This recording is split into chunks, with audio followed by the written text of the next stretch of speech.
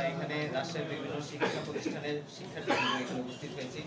আমরা দেখে আসছি যে বিগত সময় ধরে যে বৈষম্য তবলিগ জামাতের মধ্যে বিভেদের কারণ হচ্ছে একটা পক্ষ আরেকটা পক্ষের উপর যে চড়া হচ্ছে, একটা পক্ষ আরেকটা পক্ষকে বিভিন্নভাবে উস্কানিমূলক কথা বলতেছে।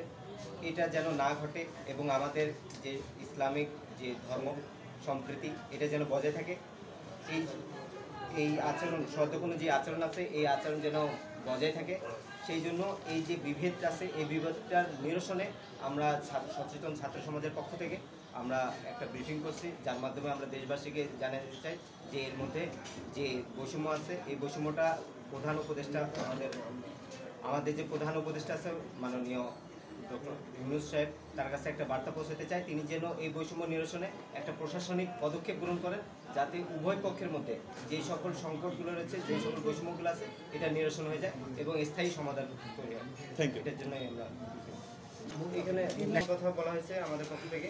প্রধান মুরব্বীদের আগমনে বৈষম্য আছে, কাকরাইল মসজিদ ব্যবহারের বৈষম্য, টঙ্গীর ইজতেমা ময়দানে নিয়ন্ত্রণের বৈষম্য, ইজতেমার সময় বরাদ্দের বৈষম্য, মসজিদ কেন্দ্রকে আমলে বাধা প্রদান ও বৈষম্য, 5 দিনের জোর আয়োজনের বৈষম্য। আচ্ছা, এটা তবলিগের অভ্যন্তরীণ একটা বিষয় যেটা আমরা লক্ষ্য করতেছি দীর্ঘদিন ধরে হচ্ছে।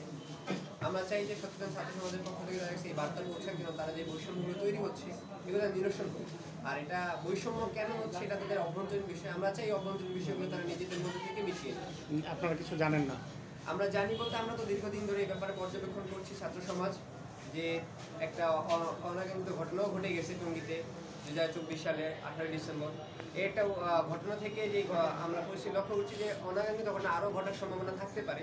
সেই লক্ষ্যে আমরা চাচ্ছি যে সম্প্রীতি বা সৌহার্দ্য বা ইসলামিকের যে সৌহার্দ্যপূর্ণ পরিস্থিতি বজায় থাকার চেষ্টা করছে, এই উদ্দেশ্যে আমাদের এই সংবাদ সম্মেলন। আচ্ছা, আমি একটা ছোট প্রশ্ন করি। এর আগে যে এটা হয়েছিল ওখানে এক পক্ষ আর এক পক্ষর দখল নেওয়া এরকম শুনছিলাম আমরা। তো আমি যদি বলি যে আপনারাই বৈষম্য করছেন উপর, সেই ক্ষেত্রে আপনাদের মন্তব্য কী? আচ্ছা, আমরা এখানে কোনো দলমত থেকে আসিনি, আমরা এখানে নিরপেক্ষ অবস্থান থেকে এসেছি। আমরা কারো প্রতিনিধিত্ব করছি না এখানে, না আমরা সুরাইপন্থীদের প্রতিনিধিত্ব করছি, না আমরা যারা মূলধারা বলতেছে মৌলানা শাহ সাহেব অনুসরণ করে তাদের প্রতিনিধিত্ব করছি। আমরা একটি সমাধানে আসার জন্য তাদের কাছে এই বার্তা পৌঁছানোর চেষ্টা করছি সরকারের কাছে, যেন সরকার এটার জন্য উপযুক্ত ব্যবস্থা গ্রহণ করে এবং এটা স্থায়ী সমাধান দেয়। আর এখানে কোনো পক্ষ অপরপক্ষ থেকে যেই চাপ বা যে ধরনের আচরণ দেখা যাচ্ছে সেটা আমরা চাই যে সমাধান হোক, বাকি আমরা কোনো পক্ষ থেকে এখানে আসি। বৈষম্য বলতে আমরা যেটা বুঝি যে উভয় পক্ষে অধিকার পায় কিন্তু কোনো কোনো বিষয়ে অধিকার না দেওয়া, এরকমটা বৈষম্য। তো আসলে কি এটা বৈষম্য আকারে যাচ্ছে, না কেউ এক পক্ষ আর এক পক্ষে অধিকার দিচ্ছে না? এটা কি বৈষম্য হচ্ছে, না এক পক্ষ আর এক পক্ষে অধিকার দিচ্ছে না? অধিকার দিচ্ছে না, যদি বলে যে অধিকারগুলি বৈষম্যের আকারে প্রকাশ পেচ্ছে। মানে একটা যেটা আমরা পূর্বে লক্ষ্য করেছি, এখানে আমরা পড়ে শুনিয়েছি যে 14 দিনে বা 28 দিনে কাকরাইলের ব্যবহার ছিল, টঙ্গীর ময়দানের ব্যবহার ছিল। সেই টঙ্গীর ময়দানের ব্যবহারে এখন দেখা যাচ্ছে যে এক পক্ষ অপরপক্ষকে বাধা দিচ্ছে, অপরপক্ষ নির্দ্বিধায় আমল করতে পারছে, আর আরেকটা পক্ষ তার আমল করতে বাধাগ্রস্ত হচ্ছে। আমরা চাই যে উভয় পক্ষ সমানভাবে সমস্ত ব্যবহার করুক এবং দেশের মধ্যে তারা যেন একটা শান্তি বজায় রাখার চেষ্টা করে।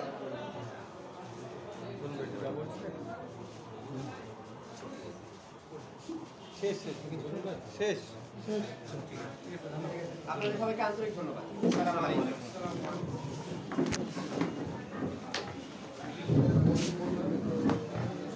কপি দিন।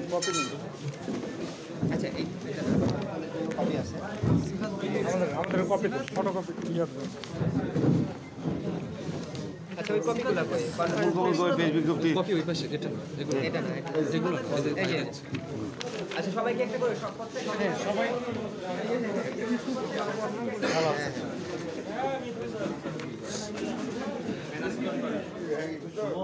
বৈষম্য